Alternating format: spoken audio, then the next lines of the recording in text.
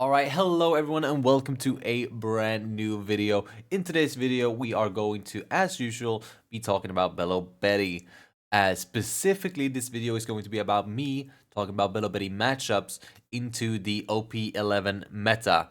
If you didn't know, Belo Betty has gotten a huge upgrade with this meta shift, now having favorable matchups into some of the best and more overrepresented decks in the meta. So we're going to just quickly go over just how the matchups look and where I would rank Belo Betty in this tier list. I made a quick tier list here of the relevant decks. There are, of course, way more decks.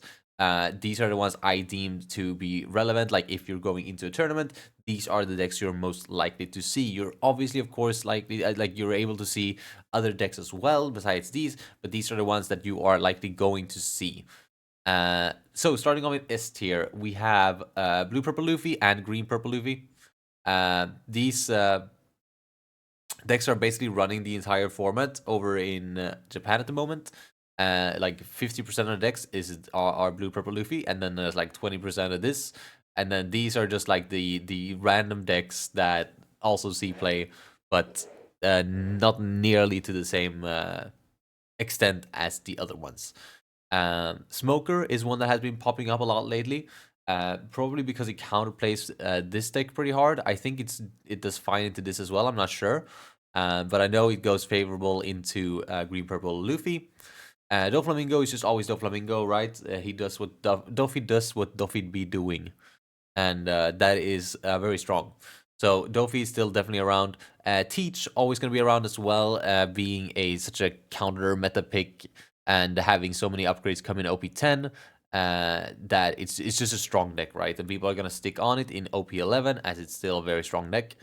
Bonnie also just a good deck, standard deck. Kobe, one of the new ones. Not sure how much play this is gonna see, but I went according to Gum Gum and seen a decent amount of play, so it ended up in A tier instead of B. Purple Luffy's Purple Luffy. NL is NL. Lucci's Lucci, BY is BY. You know, these are the things we know. Same with RP Luffy and Shanks. Like Shanks hasn't gotten any. They got Divine Departure in OP10, but besides that, hasn't gotten any upgrades whatsoever. Usopp's is a solid deck as well from OP10. Not really anything to say that. Rebecca is good. The Rebecca character card, sick. Nami, one of the new decks, also one that was on people's radars before the actual set dropped. Definitely has seen less play than people expected, especially with Blue Purple Luffy just taking on like such a big chunk of players over to him. Of course, Nami's going to be a little underrepresented. But I'm not sure about this matchup. Maybe it is that Blue Purple Luffy has a favorable matchup in the Nami, which means Nami players just won't be able to exist. Because basically any deck that has a negative favored matchup into Blue Purple Luffy or Green Purple Luffy, those guys are not going to be around. Those guys are basically getting bullied out of the meta, and they will only come back when we get like one of these triangle formats, right? Where Blue Purple Luffy is here, so people start playing what beats Blue Purple Luffy, and then when everybody's playing this, everybody starts playing what beats those deck, and then people start getting back on Blue Purple Luffy, and then we have this healthy format, right? But at the moment, it's just Blue Purple Luffy. And then we have Nami. Nami's just a good deck in general, so it stays here relevant. Katakuri as well, good strong deck. And then Zoro I saw on Gum Gum as well has done fairly well for him. So he went in he wasn't even in the tier list before. I'm gonna be honest, but I had to put him in the end here because he has performed in Japan apparently. So how does Belo Betty go into these matchups? I think it's fairly fair to say that OP11 is Belo Betty's format. This is the time to jump over to the Rev Army if you haven't done so already, because Belo Betty goes incredibly well into majority of the meta. If you don't know, Belo Betty is a super aggressive deck, right? And the most played leader in the format is a 3-life leader, which basically by default means that we win that matchup, right? So we're beating 50% of the meta already. The second best leader, or second most played leader, is Green Purple Luffy.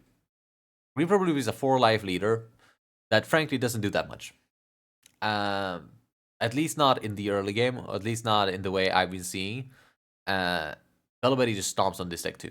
I don't see any certain like counterplay unless they start like taking things, because they have a good card pool, I guess, but they just, I'm not sure what the deck is supposed to be doing, honestly.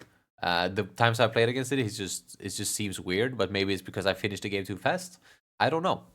But Belo Betty wins this too, like 9 out of 10 times. Maybe that's exaggerated, but most of the time you're going to be winning. This super favorite matchup.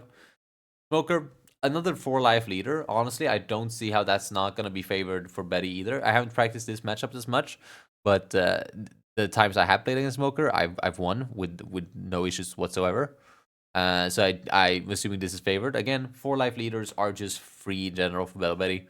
Doflamingo is going to be still one of our toughest matchup, if not the toughest matchup for Belo Betty. And that is really terrible for us. But in general, it has been cut down. Like we've kind of figured it out on the Belo Betty side. As like Dofis don't figure Belo Betty out, right? Because Belo Betty is a very, very, very small minority of the meta, but Doflamingo has been the best decking format for a couple sets now. So we've been practicing that matchup and learning the ways to beat it. And I think it's about a 60-40 now in Doflamingo's favor. But that's not the end of the world. By no means, especially because this is not a super played deck anymore. In OP11, this kind of gets bullied out, and it's gonna see some play, sure, but you can definitely go into a tournament and expect not to see a single Doflamingo with no problem whatsoever. Blackbeard, again, favored for us. I'd say it gets a little bit easier for them in OP10 when they get Liberation. But besides Liberation, I mean, we can also pseudo play around Liberation, right? We just have to know when to bring out characters and when not to. And, you know, as long as you know how to play against Liberation, it should still be a very favorite matchup our way. So no problems whatsoever here. Bonnie, also a favorite matchup in general. I don't think they get any new cards, so it should be about the same. I know they get Tashigi in OP10, which sucks. I hate that card so much, but it's not necessarily a problem. It should still be favored for us. Kobe, funnily enough, probably one of the worst matchups on here. I haven't tried it myself. I've only played it once, and I won that one. But I've heard from other sources that Kobe is going to be difficult, and I get that, as on paper his effect basically means like it kind of counters us, but he is still a 4-life leader, so as long as they don't see too much removal and aren't able to swing down our characters fast enough, then we are still in a good spot. Purple Luffy, always been favored, still is. Nothing really too deep about that.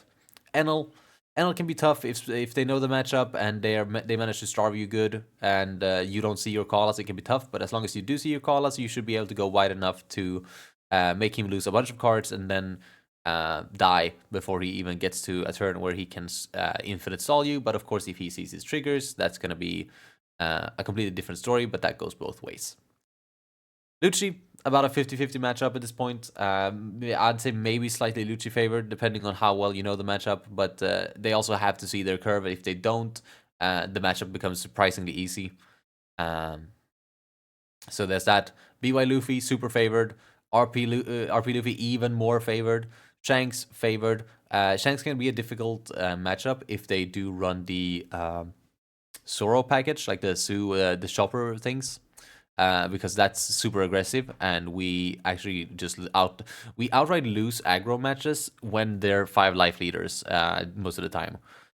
So that is a tough matchup if they do tend to run that. If they don't, they have a shitty early game, and we can just steamroll them. Usopp is an interesting matchup. They play a decent amount of blockers, which can be difficult for us. But in general, I've seen when playtesting myself, Usopp is no problem whatsoever. It should be favored our way, and if not, it's at most a 50-50, and that's assuming they see their cards and are able to pop off perfectly on curve. Nami, Nami is really build dependent. If you don't know, there's a ton of different Nami builds. You can build this however you want. I practiced against a guy, and he was running the Wano trigger package, and that ended up being incredibly difficult for me, as it was basically like the Katakuri matchup, right? Where it's like, if I swing your way, because I swing your way because I want to kill you, right? That's my goal. and you trigger something, and we're not really prepared for that, that can swing the matchup completely in their favor. And so if they do end up running a lot of play triggers, that matchup can be really difficult. But I don't think that's the general build that people are building, so I don't think it should be much of a problem.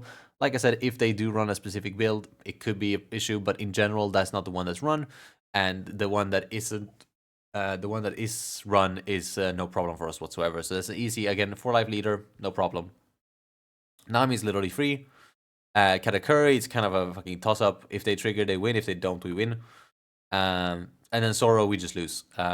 We can beat Zoro by no means. Like, if you know the matchup and you play around it, you can definitely win this matchup. But it is one of the most unfavored matchups probably in the entire game for us. Incredibly difficult. Probably more difficult than Zoro, than Doflamingo, actually.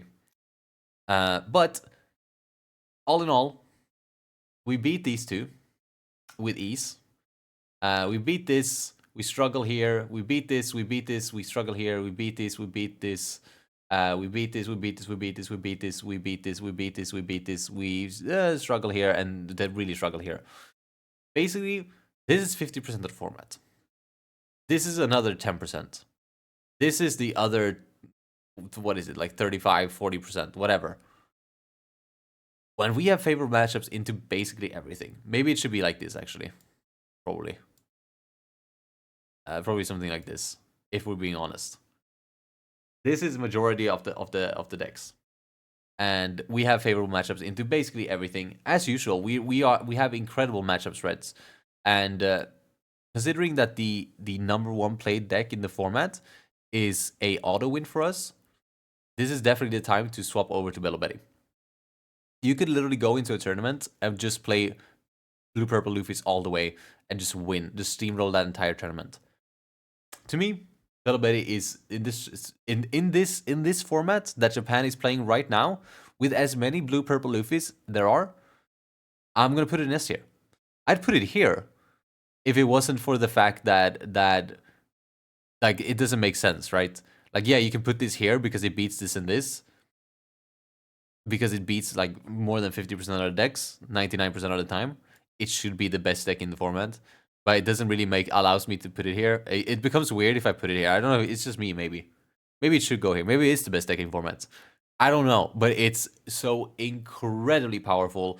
This is the time to jump over to Belo Betty. So if you do want to do that, there are plenty of channels. There are plenty of videos on my channel that can help you out. I have a competitive guide, and I have what else? I have a bunch of matchup thingies. Every content that you need to play Belo Betty is going to be on my channel, and if not, it's coming very soon. So make sure that you subscribe. All right, if you subscribe, you can even put that little bell thing on, and then you can get the content straight away. So make sure you do that. Other than that, I don't have much more to say for this video. Hopefully you enjoyed. Don't forget to subscribe.